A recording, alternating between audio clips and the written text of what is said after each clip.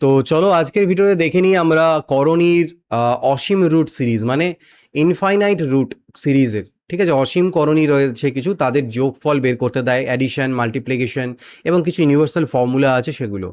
দেখো অনেক সময় এই কোশ্চেনটা খুবই ফেমাস, তোমরা ছোটোবেলা থেকে করে এসছো।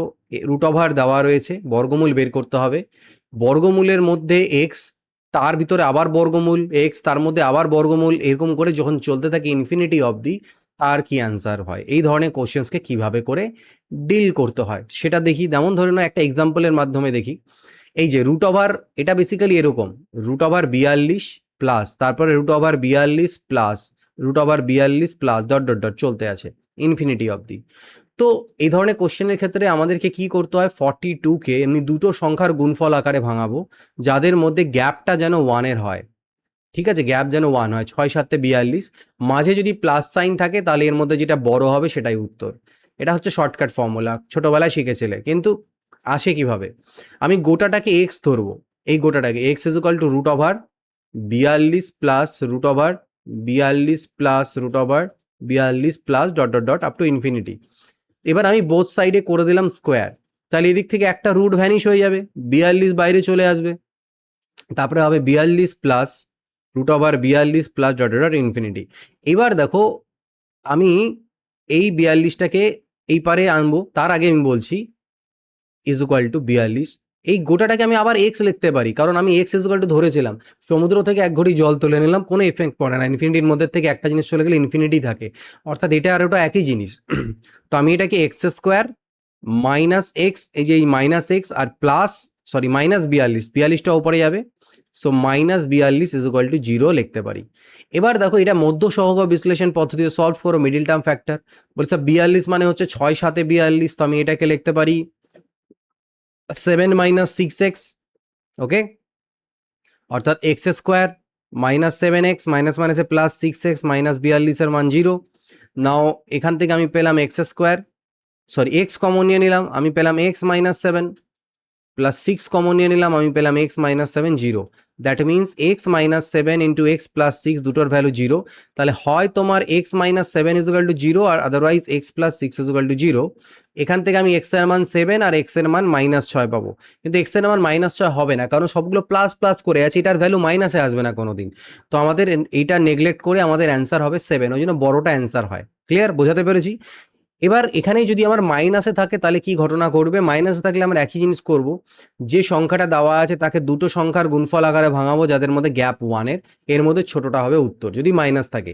ফর্মুলা কনসেপ্ট একই, যে sir x x is equal two আমার, আমি ধরে নিচ্ছি যে এক্স ইজ ইকুয়াল টু, আমি ধরে নিচ্ছি যে এটাকে আমি লিখতে পারি রুট ওভার ওই যে 72 minus root over 72 minus and root over 72 minus dot dot infinity. তো এটা আমার x square is equal to হয়ে যাবে 72, তারপরে মাইনাস বাকি যে পার্টটা পড়ে থাকবে ওটাকে আমি এক্স ধরে নিতে পারি, কারণ আমার এক্স ইজ ইকুয়াল টু ওটা। এটা হয়ে যাবে এরকম দেখতে, সব এক পারে আনলে 72 মানে কি 8 নং 72 হয়, এটাকে আমি লিখতে পারবো 9x minus 8x minus 72 is equal to 0। 9x থেকে 8x গেলে x হয়, এখানে x কমন নিলে তুমি x প্লাস 9 পেলে, এখানে -8 কমন নাও x প্লাস 9 পেলে। দ্যাট মিনস আমি পেয়ে গেলাম x plus 9 into x minus 8 is equal to 0, অর্থাৎ x এর দুটো ভ্যালু পাবে, একটা 9 পাবে এবং একটা 8 পাবে, ওই জন্য ছোটটা আমাদের হয় অ্যান্সার। তো এটা হচ্ছে মাইনাসের কনসেপ্ট। এবার আসছে যদি এরকম দেখা যায় যে ভিতরে যে জিনিসটা আছে তাকে আমি দুটো ওরকম সংখ্যার আকারে কনজিকিউটিভ ফ্যাক্টরে ভাঙাতে পারছি না, দুটো পরপর সংখ্যার গুণফল আকারে করতে পারছি না, তখন আমাদের একটা ফর্মুলা এরকম করে অ্যাপ্লাই করতে হয়, root over 4x plus 1 plus 1, ঠিক আছে, root over 4x plus 1 plus 1 divided by 2। এবার যদি না থাকে আমরা আগের মেথডটা যেটা শিখলাম নর্মাল বেসিক্সটা, সেটা দিয়ে যদি করতে যাই কি হবে, যে sir x is equal to root over ওই যে 7 মাইনাস রুট ওভার 7, ওকে, এক সেকেন্ড দাঁড়াও, এখানে প্লাস থাকা উচিত আই থিঙ্ক, এক সেকেন্ড, এটা প্লাস করে দিই, হ্যাঁ আমরা প্লাস করি, এখানে প্লাসই আছে, আমার দাগ পড়ে গেছে তাই, 1 মিনিট, হ্যাঁ প্লাসই আছে, ওকে।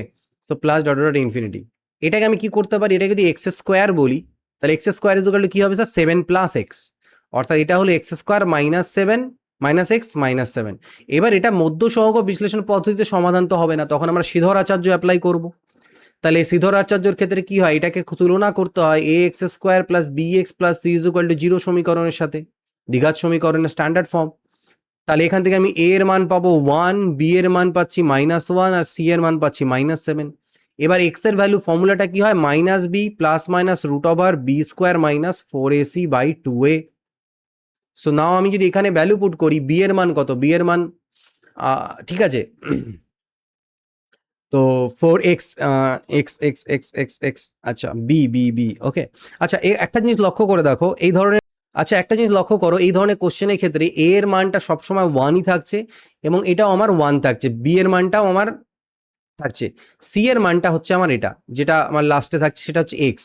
এখানে এটা কিন্তু আমি এক্স বলি যে এক্স 7-এর জায়গায় আমার এক্স আছে, মানে ভ্যালুটা এক্স, সিটা হচ্ছে আমার x, c is equal to যদি আমি এক্স বলি আর এ আর বি কে আমার তো এটাই থাকবে, মাইনাসই থাকবে, বি সবসময় -1 হবে এখানে, কারণ আমি এক্স কে এপারে যখন নিয়ে যাবো তো বি -1 হবে। আমি যে স্ট্যান্ডার্ডটা বলি যে স্যার এখানে বি আমার অলওয়েজ -1 হবে, এ অলওয়েজ 1 হবে, আর সি কে যদি আমি এক্স বলি, এক্স মানে এইখানে যে ভ্যালুটা আছে সেটা হচ্ছে এক্স, তাহলে আমার সলিউশনটা মানে এই এক্সটা হচ্ছে সলিউশন, সমাধানটা, অ্যান্সারটা, ঠিক আছে, যে এর অ্যান্সার কি হবে সেটা। তো সেটা ইজ ইকুয়াল টু আমি কি লিখতে পারি, আমি যদি এখানে ভ্যালুগুলোকে পুট করি বি এর জায়গাতে, তাহলে এটা আমি কি পাবো বলো দেখি, মাইনাস পুট করবে বি এর জায়গায় তো মাইনাস মাইনাস আমার +1 হয়ে যাচ্ছে, ওকে, দ্যাট ইজ প্লাস মাইনাস আমার হয়ে গেল, ঠিক আছে, কি হয়ে গেল, প্লাস মাইনাস হয়ে গেল, ভালো কথা। আর আর তারপরে আমার রুট ওভার কি আছে, বি স্কোয়ার, তো বি কে আমি -1ই হবে জানি, তাহলে তার হোল স্কোয়ার করলে 1 হয়ে যায়, আর -4ac, এ মানে আমার স্যার 1ই হবে, আর সি মানে এক্স, তাহলে এটাকে আমি 4x বলতে পারি, /2a হয়, /2a, এ মানে 1, বাই হচ্ছে আমার গিয়ে 2। তাহলে এই জিনিসটা তুমি লক্ষ্য করো, কিন্তু একটা জিনিস লক্ষ্য করার আছে যে সি এর যে ভ্যালুটা, যেটা এক্স এর ভ্যালুটা, এক্স এর যে বা এই কনস্ট্যান্ট যে টার্মটা, ঠিক আছে, যেটাকে আমরা এক্স মনে করছিলাম অ্যাকচুয়ালিতে, এই জিনিসটাও তো এপারে যাচ্ছে, ও তো মাইনাসই হচ্ছে আমার, তাহলে এই যে সি এর ভ্যালুটা অ্যাকচুয়ালি হবে কত, -x। ব্যাপারটা বোঝা গেছে, কারণ -7 এসেছিল না, তো -x, 7 is equal to x, তাহলে c is equal to -x, তাহলে এটা আমার প্লাসে থাকবে। তাহলে আমি যদি এর মধ্যে থেকে আমি কি বললাম যে আমার অ্যান্সারটা পজিটিভ ভ্যালু হবে, প্লাসের সাইনের ক্ষেত্রে বড়টা যেটা পজিটিভ থাকে, বড় ভ্যালুটা, সেটা প্লাসের যে মানটা আমরা মাইনাসটা এখানে কনসিডার করবো না, এখানে আমরা মাইনাসটা নেবো না।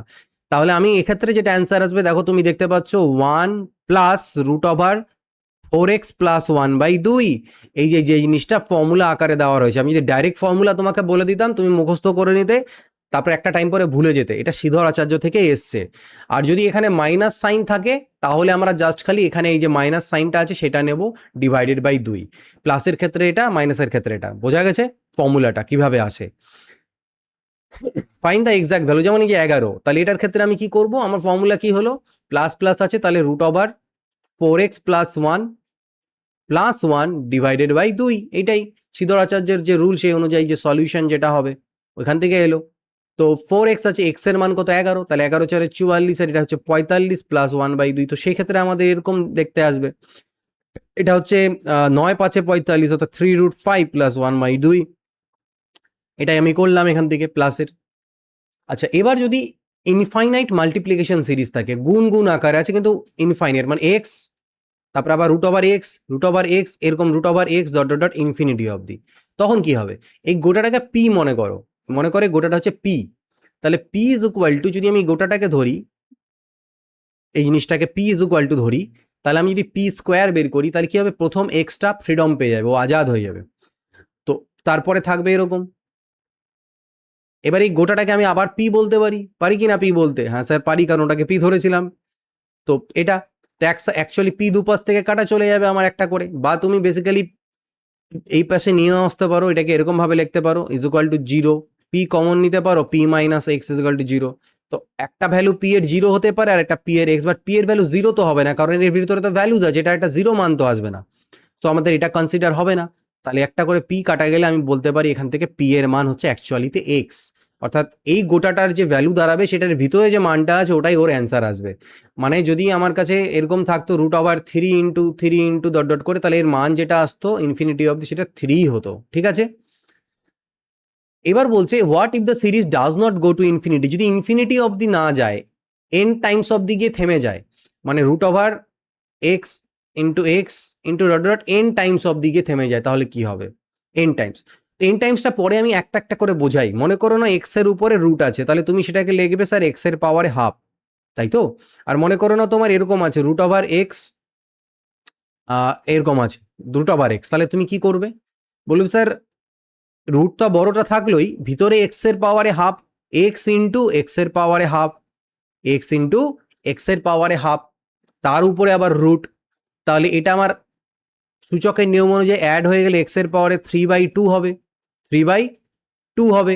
এবার এটা কি হলো, রুট মানে কি আবার পাওয়ারে হাফ, পাওয়ারে হাফ মানে এক্স এর পাওয়ারে 3/4 অ্যান্ড সো অন, এভাবে চলতে থাকবে তোমার জিনিসটা।